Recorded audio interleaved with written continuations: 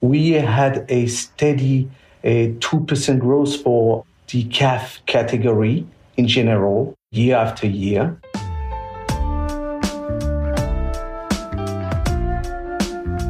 I think one reason that we know is probably the biggest reason for the fear of caffeine is actually sleep.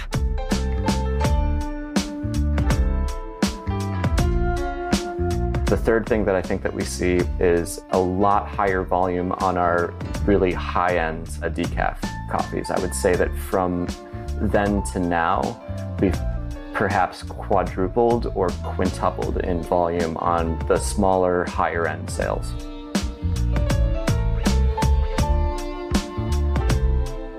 Welcome back to the Fifth Wave podcast. I'm Jeffrey Young, Editor-in-Chief of coffee business magazine, Fifth Wave. And today we're exploring the topic of decaffeinated coffee. Over the years, decaf has been poorly regarded in specialty coffee circles, and many baristas would often joke they'd prefer death before decaf. But I believe now is the time to look anew at this small but highly promising market segment. We'll be exploring questions such as how big is the market for decaf and what are the trends? What drives consumption of decaffeinated coffee, and how do you actually remove caffeine from coffee? We'll hear from Emmanuel Diaz of Swiss Water, Chris Kornman of Royal Coffee, and we begin with Laura Burton, market lead for coffee at Taylors of Harrogate, a family-owned business with distribution across all major UK supermarkets. Well, welcome, Laura. Thank you. Thanks for having me. To set the scene, I wonder if you could tell me how business has been for Taylors Coffee over the pandemic. Well, there's no doubt that the pandemic skyrocketed coffee consumption. So obviously with people having different working conditions, so mainly working from home, and also the fact that all of the coffee shops were closed for some of the time, that drinking in home and investing in equipment even to make coffees in home, we saw a huge rise in that. So the market boomed really. I think in terms of where we are now, the roast and ground category as a whole is declining on last year, but obviously it was a stellar year, but it's not coming back down to sort of 2019 levels. So we are seeing it plateau, but we're still plateauing at a higher level in terms of spend in the category than we were in 2019. That's probably owed to the fact that although we've come through the lockdown, people have moved to flexible working conditions. They're still partly at home. They're not fully in offices. So they're still drinking that coffee at home through the day. And as one of Britain's, largest, most famous coffee roasters, presumably you have a decaf offer. We do. We have Taylor's Decafe coffee that does very well for us, actually. It's the number one selling decaffeinated SKU in the category. So, and we've obviously, along with the growth in coffee, we've also seen some high growth on our Decafe line as well.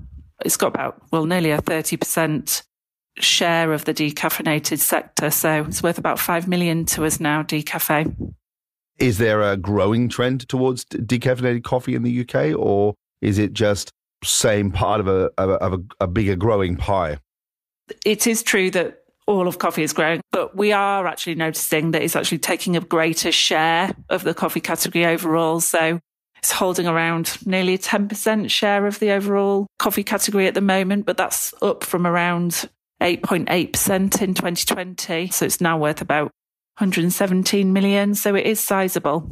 This growth is within the grocery market? Yeah, that's within grocery, yes. Decaf really, in terms of the growth there, it's really growing in line with also an increased trend for health overall. So health as a trend is growing, and decaf is quite a significant part of that. So again, I think decaf coffee growth was something that accelerated through changing lifestyles during COVID. So with people drinking more coffee at home throughout the day, that also comes with side effects if you're drinking a lot of caffeinated coffee. So definitely seeing sort of more switching into decaf, even through, again, the working from home lifestyle. We're also seeing that although it's always been sort of consumed more in volume by older drinkers, we're also now seeing that younger shoppers are entering into it. So the growth actually is coming more rapidly from a younger generation of shoppers. Any thoughts about why younger shoppers are increasingly taking decaffeinated coffee?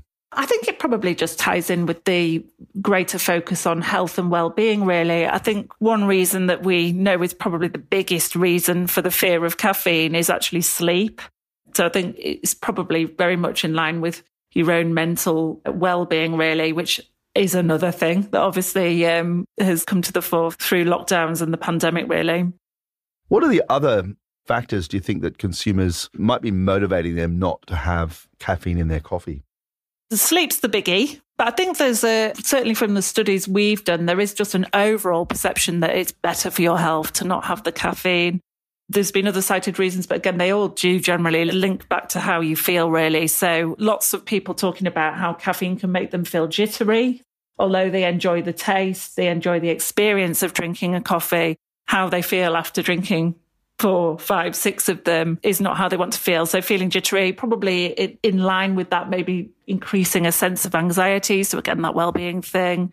But also we hear a lot about this idea of avoiding the crash. So caffeinated coffee works wonderfully in the mornings for sort of perking us up and getting us into our day. But there definitely comes a point in the day where you'll start to feel those effects bringing you back down, really, and actually can have the opposite effect if you've had too many of them. So I think something that we've definitely seen is that there's a definite jumping off point as you sort of head into the mid-afternoon where a lot of people, well, we found certainly from our studies that about 3 in 5 caffeinated drinkers were limiting what caffeine they drank. And that was really happening sort of from the mid-afternoon into the evening. I think the main thing that we see with decaf is that it probably fulfills a very specific occasion. Probably very similar to what we've seen with alcohol-free beer. Although there will be people that will make that their main choice, for the majority of people, it will be right for a certain occasion when you still want that drink experience, but without the added alcohol, or in this case, without the caffeine. So that occasion really lends itself to the afternoon and into the evening, where the main fear is that that caffeine is going to keep you awake. And drinking caffeinated coffee in the evening is really just for the hardcore, the very few. Are you seeing, different formats? I mean, do you offer capsule formats, and are you seeing more decaffeinated in capsule? Are there any sort of peculiar trends that you might see in terms of how people are consuming decaf? The roast and ground sector in particular has seen the most growth, but within that, you're quite right. As a business, we don't actually offer a coffee pod, but that is where the growth is coming through. So having a convenient decaf coffee, obviously in a pod format, is something that's growing. Also seeing growth in beans as well, actually. So whole bean. Interestingly, though, there isn't as much choice within that sector, although the demand is there. So you won't find an abundance of decaffeinated coffee bean offerings in the supermarket, but where that offering is there, it is experiencing growth. So very much a sort of premiumizing, I would say, the decaf habit. Maybe testament to the fact that people are starting to see it as good an option as their usual caffeinated coffee. Wonderful. Now, about your own decaffeinated, how do you acquire a decaffeinated coffee bean, or do you get involved in the decaffeination process yourselves? So I think the first thing for us, and probably one of the main reasons why our own decaf coffee is so successful, it's about the lengths that we go to with our sourcing. So for the decaf product, it's the same quality coffee that we source for our regular non-decaffeinated coffee. So there isn't a compromise in the first place, if you see what I mean. So the green bean that we source is specialty grade coffee. And then I guess in terms of the decaffeination process itself, it's a water process that we use that's the most natural. There does appear from everything you've said today that there is a growing business case for offering more and more decaf. Oh, absolutely. I think if 3 in 5 coffee drinkers are restricting their caffeine intake, and maybe some of those will be switching into decaf, but what we do know is there's still around 60% of caffeinated coffee drinkers where they don't. So there's still a barrier to that for them in trying decaf. And I think that main barrier is that they think it won't taste as good, or it will be it's somehow inferior to their caffeinated coffee, or it's not considered proper coffee. So the real opportunity here is if you can break down that taste barrier, there is a clear occasion for decaf. Wonderful. That's a great way to leave it. Thanks, Laura, for joining us here today on Fifth Wave. Great. Thanks so much for having me. Laura suggests consumers are turning to decaf as part of broader wellness trends, including a focus on the importance of sleep. Suggests the demand for premium, high-quality decaf coffees is being driven by coffee drinkers who actually want to savor specialty coffees late into the day without compromising their sleep. And with an estimated 60% of coffee drinkers who don't currently drink decaf, this looks like an exciting business opportunity. Now let's look at demand for decaffeinated coffee at a global level by speaking with Chris Kornman, Director of Education at Royal Coffee and author of a recently published book, Green Coffee, A Guide for Roasters and Buyers. And after a number of years of sourcing for Intelligentsia, in 2016, Chris joined Royal Coffee, an independent family-run importer based in the Bay Area, supplying green coffee to over 30 countries. Welcome, Chris, to Fifth Wave Podcast. Thank you. Thanks for having me. How important is decaffeinated coffee to your business mix or sort of the mix in the markets you work? Sure. I mean, it's critical. It's a large percentage. It's a large minority. I think we estimate that our total volume on an annual basis is probably around 15%, which is, I think, a little over the global average of coffee produced as decaf, which is around 12. And do you see any upward trend on decaf? I had my friend and coffee trader Laurel Worth pull some numbers for me last night, and we had a great year in 2017 for decaf, and then we saw kind of a slow, steady decline, to be honest, until coming out of the pandemic, and we have, I think, as of last year, reached and just barely exceeded that 2017 figure. So from my perspective, I would say our business has not seen dramatic increases in overall decaf volume being traded. Okay. But there's nuance to that. Well, tell us about that nuance. So I think in terms of total volume traded, if we consider 2017 and today relatively the same, the big difference for me is that we're seeing a trend towards higher quality decaffeination. I also believe that our decline in numbers through that time may have not been exclusively related to supply and demand. At that time, we as a company made a decision to stop carrying a particular processing method called methylene chloride decaffeination. It's a chemical process. So I wonder if it's possible that some of the customers that have been relying on us for those particular coffees went and looked elsewhere. And so I think there are maybe two prongs to the resurgence of coffee over the past couple of years, maybe three. First, business reemerging from the pandemic. Second, new interests from new customers in chemical-free decaffeination. And the third thing that I think that we see is a lot higher volume on our really high-end decaf coffees. I would say that from then to now, we've perhaps quadrupled or quintupled in volume on the smaller, higher-end sales. Wow. So we're obviously seeing a huge increase in the demand for quality decaf. What do you think that's down to? There's probably a couple of factors. I think part of it's just increased awareness of stuff that's out there. And I do think that between Royal's stance against methylene chloride and also a Clean Label Project report that came out a couple of years afterwards, there's been a new sense of urgency to move away from chemicals that might potentially be harmful to people. So in addition to that, I think that increased availability of these types of coffees. So there's definitely a chicken and egg situation here, right? You've got folks that are looking for good coffees and then folks that are trying to produce them. And the increased awareness of traceability and transparency in the supply chain, I think, has played into decaffeination as well. So folks are looking for single origin decafs from reputable suppliers with good supply chain tactics and good faith in their purchasing practices. Yeah, now that you're not using chemical decaffeination, what process are you using now to decaffeinate your coffee? Primarily, we're working with water processed coffees from the company Swiss Water and the company Descamex, which has a brand called Mountain Water. Yeah. In addition to those two processes, we are using what's called ethyl acetate or sugarcane process. It is not chemical free, but ethyl acetate is low environmental impact and low risk to the people that are handling it. So we believe that it's a safe and responsible alternative to methylene chloride. Yeah, so to ask a very candid question here, do you feel that you can get the same taste and quality in decaffeinated coffee as you would with a caffeinated coffee? It's a good question. It's what you might call a loaded or charged question. And hopefully the folks that know a little bit about the process of decaffeination will laugh at that very subtle pun. So one of the ways that the folks that decaffeinate coffee try to preserve coffee quality is to load or charge the water that they use with coffee solids. And the idea is that by the process of like osmosis or diffusion, the chemicals that are in high concentration in one area, and we're looking specifically at caffeine, would be migrating from the coffee bean to the loaded coffee water. And in that way, it's only the caffeine that migrates and not the flavors themselves.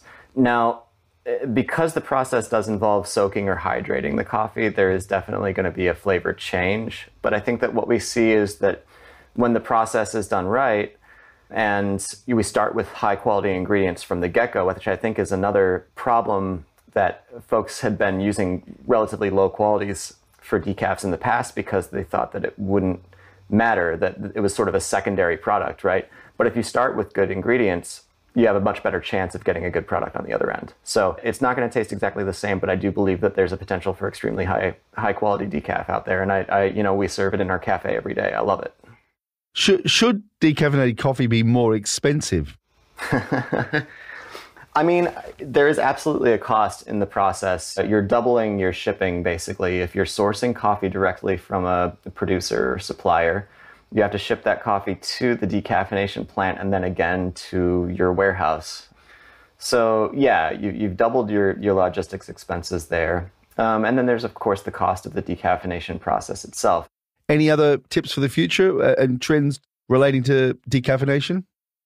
I think one of the most wonderful and rewarding things is putting good decaf into the hands of baristas who can then put it into the hands of customers. And for baristas to be in front of a cafe and recommending a decaf to customers who might not ordinarily be trying it because it tastes so good is a real unique thing. And it's just such a pleasure to watch people's minds change about how high quality decaf can be. So you're predicting the death of death before decaf? Certainly not, but I do think that there is absolutely a place for decaf in everyday drinking. Great. Chris, thanks for joining us here today on Fifth Wave. Jeff, thanks so much for having me. Chris echoes some of the observations made by Laura earlier. The market for specialty decaf is sizable, estimated at around 12% globally and growing very quickly. Now, both Chris and Laura mentioned their companies use a water method for decaffeination. So let's turn to the science of decaf by speaking with Emmanuel Diaz, VP of Trading for Europe at Swiss Water. Welcome, Emmanuel.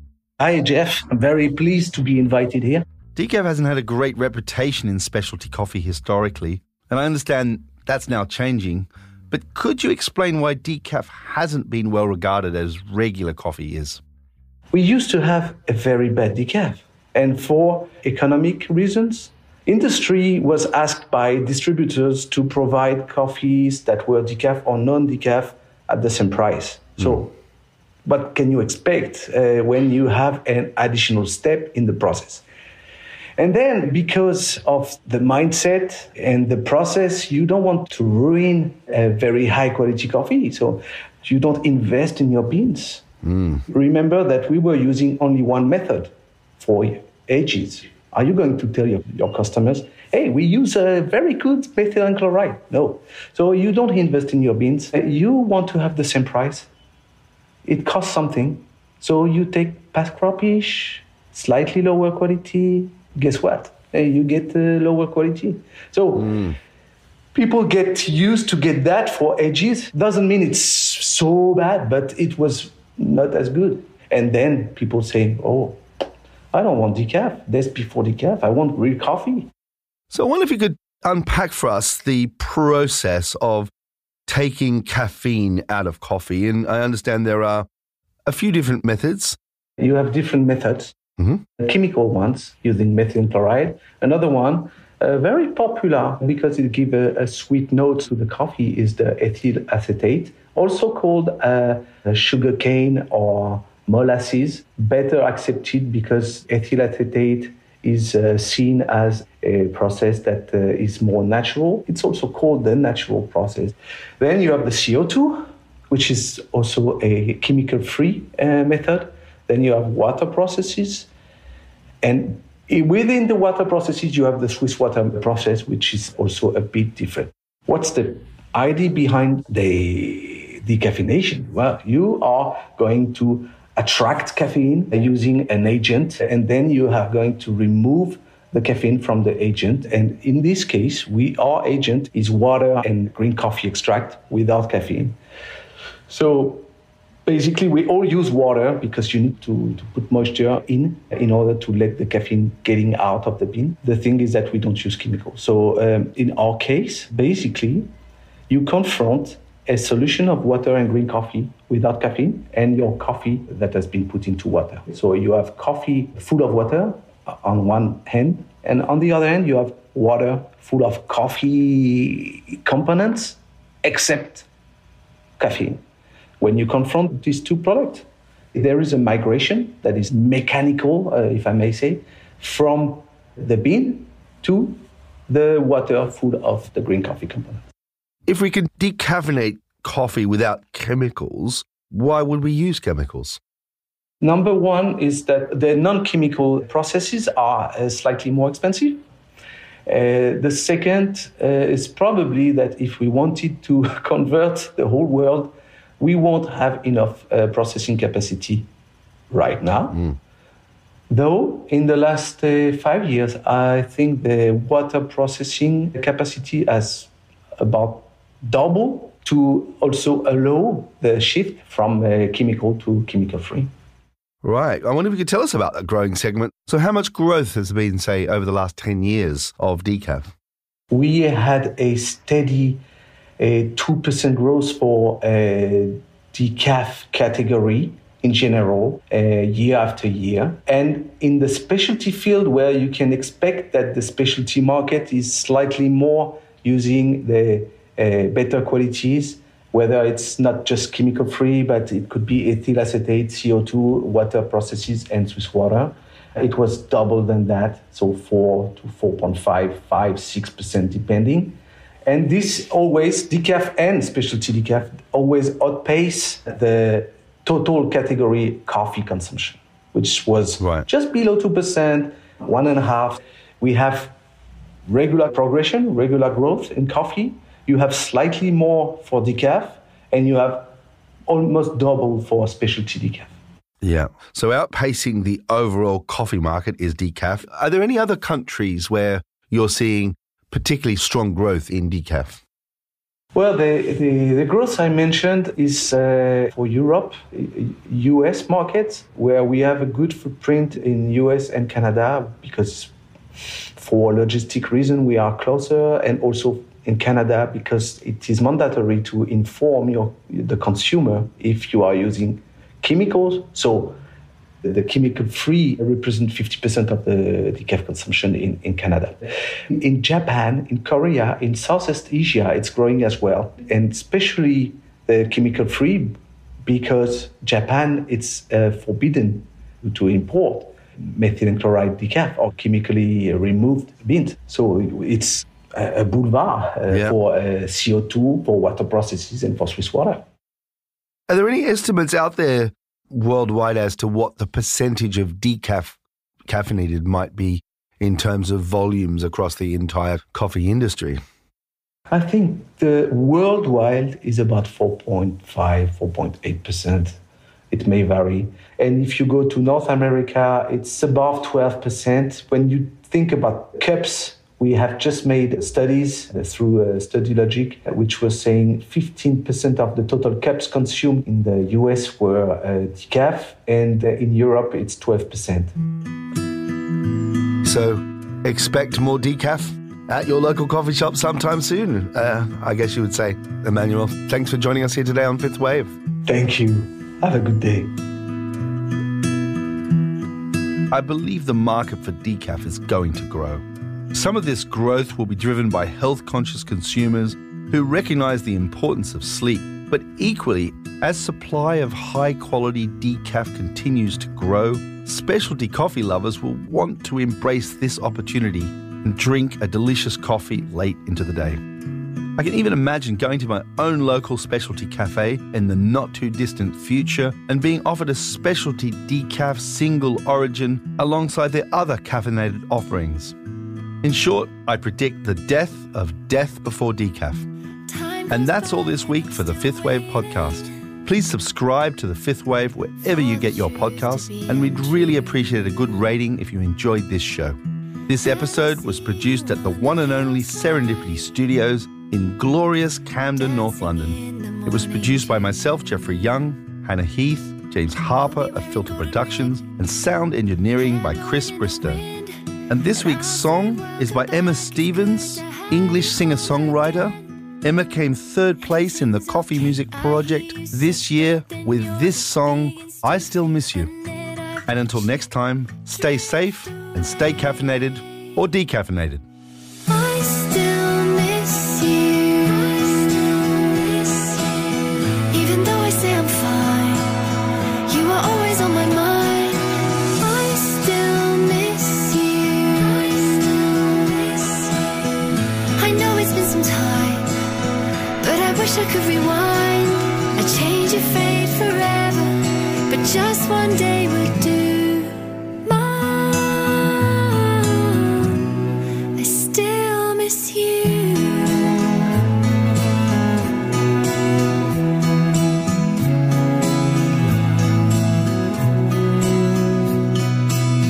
Sometimes I cry when there's no reason, without sadness or regret. And I walk out to my garden, swearing that I won't forget. I'll find a four-leaf clover, like the way we used to do, running through the meadow. I'll bring good luck back to you. Everything's okay, I hear you say, but then your voice begins to fade, and then I watch you drift away. I still miss you. Even though I say I'm fine, you are always on my mind. I still miss you. I know it's been some time, but I wish I could rewind. I change your fate forever, but just one day would